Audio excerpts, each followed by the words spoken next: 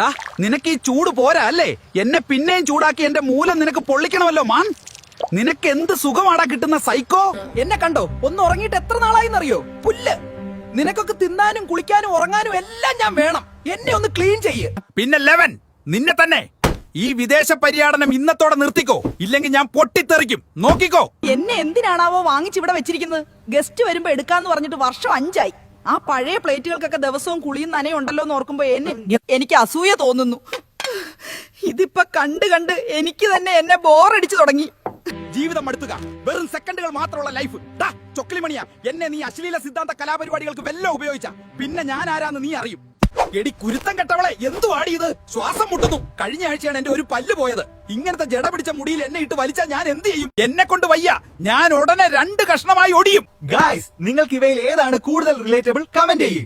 നിങ്ങളുടെ ആ tissue expert ചങ്കിന് mention ചെയ്യൂ.